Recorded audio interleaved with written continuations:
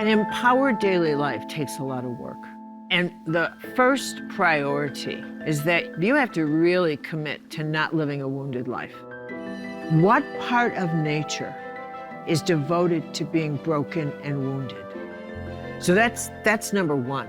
Number two is that in order to really live an empowered life, you have to understand what empowered is. It's not about speaking your truth, it's about learning to tell the truth and pursue the truth.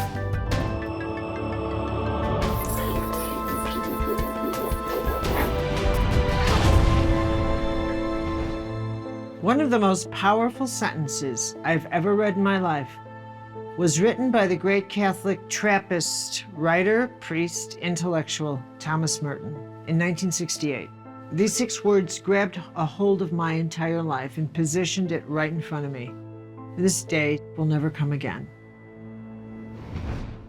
Now, I know such a simple and obvious statement, maybe for all of you, but that struck me as one of the most significant truths, and needs a prayer, that I would ever realize in my life. It's a truth that I've reminded myself of every day since. I've written about it, and it's made a difference in the lives of people. And I think, I don't know that Merton ever intended that, but somehow that last sentence in his journal just struck me like a bolt of lightning. That thought that I would never see the same sunrise, the same sunset, that no flower would look the same to me, that I would never have the same conversation with the same people. This is a once-in-a-lifetime moment for me. I will never see their faces just this way again. Everything about it is precious to me. And I don't know what will come this day, what incredible things may happen or not. It's become a living truth.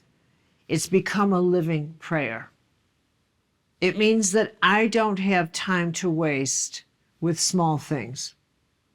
When you think about the value of friends and family, you don't wait to tell them that you love them. You forgive them fast and forget even faster. I don't have time to waste because this day, this moment, will never, ever come again. Deeper than that, it's vitally important for you to have a daily practice for your soul, and that daily practice is based upon sacred truth.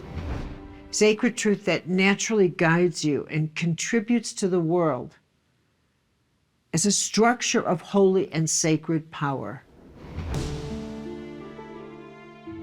A short recap. We've learned how we can become our own medical intuitive by slowing down and listening to what our body is telling us in every moment. We've learned how developing our spiritual self-esteem is absolutely necessary for a positive and healthy life. Most importantly of all, we've learned about power, the power of choice, the power of words, the power of our invisible deeds, the power of our archetypal patterns, the power of grace, and the power of God and prayer in our lives. This episode is about how you integrate power into your daily lives. You know what? It's not enough to eat right and to go to the gym. I think that's great. I think it's all great. But you know what? Those things are not enough.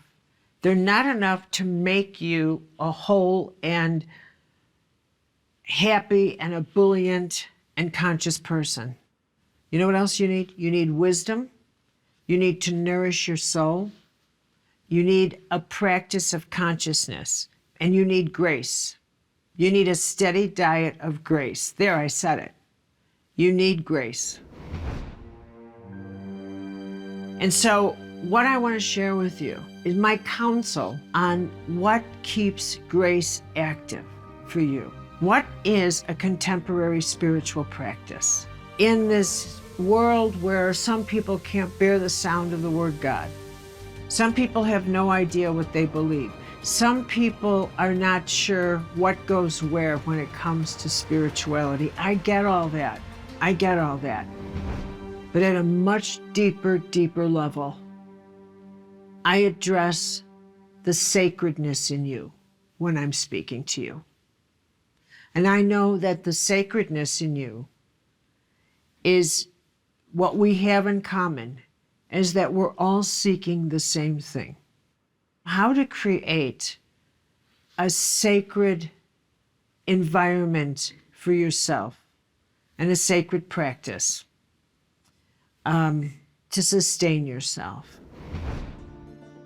Now, when you get up in the morning, thank heaven for this day. Thank the divine, this gift that is your life. And the reason I ask you to consider doing that is because the idea of living in gratitude, of acknowledging that your life is measured by more than what's in your bank account, or whether or not you're happy, or whether or not you have attention, that you recognize, I am acknowledging that being alive is in fact the phenomenon that I am addressing. That if I need to have stuff in order for me to acknowledge that it's good to be alive, then something's wrong with this equation. The fact that I am alive is enough reason for me to have gratitude for this gift of life. The second thing for a spiritual practice is that you become conscious of living congruently. That your head matches your heart in terms of how you make decisions. That your head matches your heart. That you walk the way you talk. Now, you might not think that's like a big deal, but I'm going to just kind of clue you in on something. It's an enormous big effort to get your head to match your heart. That becoming congruent, becoming whole, is a challenge that each of us goes through. Getting the coordinates of how we think to match how we feel. Nobody goes into their soul unescorted. So think of me as your escort. You go in through the shallow end, just a little bit at the time, because everything about going into your soul is so profoundly powerful. Sacred power is not something you play with. It completely transforms your life. And as you decide, I'm going to start following through, and if I feel something's wrong, I will say it. I will live there. I won't tell myself something is not true. And what happens as a result of just beginning to thread your heart and your head together and speaking that way is that your intuition, your soul, starts speaking more clearly to you. You become a fully congruent system. It starts out small, but it gets bigger and bigger. Another thing, in forming your inner life, you need to know what your values are. I ask people these days what their values are. Honestly, the answers I get are so outrageous. It's not uncommon for me to get an answer like, well, I value convenience. People, convenience is not a value. Clarity is a value. Devotion to family, service to community, self-respect, and the nurturing of your inner life. These are the values to consider. Write down the ones that resonate with you. Consider the ones you feel are the most challenging and try implementing them into your life. I value that which serves life. What are your values? I value taking care of the elders in my family. What are your values? Know your values. I value truth, integrity, honor, and I don't compromise them. Live your values. If you don't know your values, everything in the world can control you. Everything. slightest problem out there will scare you because you don't trust yourself. You don't trust yourself. That's what will get you into deep spiritual crisis. The inability to trust yourself. Understanding why you do something is crucial to know because you are accountable to yourself and others for the quality of person that you are. And at the end of the day, the only occupant of your life is you. So I hold myself accountable for why I do things, not just what I do. It's the why that you learned from. Govern the management of your power. Govern your power very carefully. This is one of the greatest things I've learned in Buddhism. Don't attach yourself to spectacle. Your power, your life force is the most precious substance, that your soul, your power is precious goods. Don't give it away. Don't attach yourself to something that has absolutely no value whatsoever. You don't give yourself away to decide that I don't like the tone of voice someone used. That person insulted me. And you attach to that, and the next thing you know, you're absolutely drained. Because you gave yourself to spectacles. And you are not allowed to do that. We have to mature our soul. Everything we do has to benefit all of us together. I believe that's truly what a collective spiritual path is all about. You know what? We have cosmic-sized problems these days. In fact, we don't have problems anymore. Problems have solutions. We actually have predicaments. Predicaments don't have solutions. They take us along for the ride. So we are living in a time of cosmic predicaments.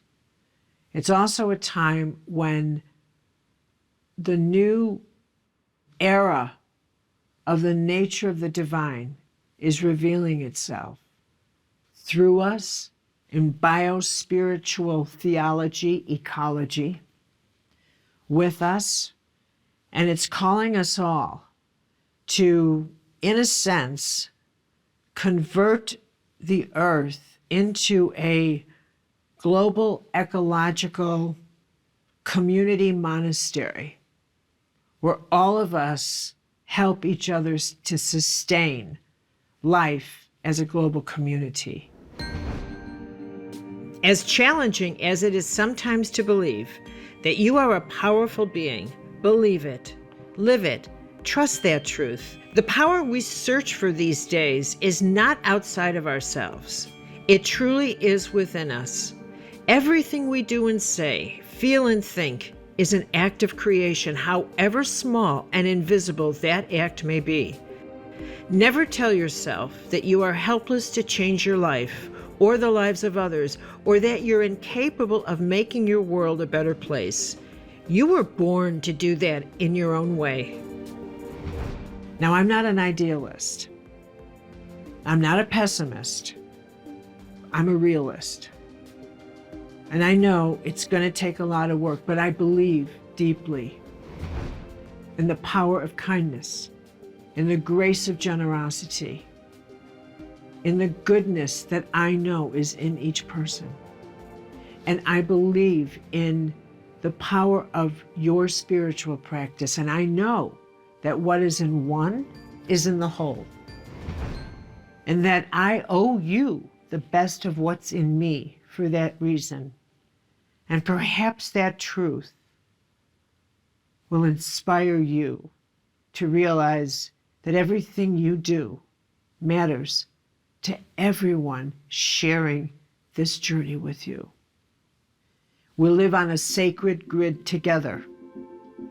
So what is in one is in the whole. And I promise you, if you even just say in your heart, let the grace of goodness and holiness surround all of us in humanity.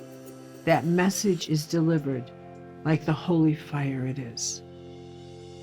Thank you, everybody.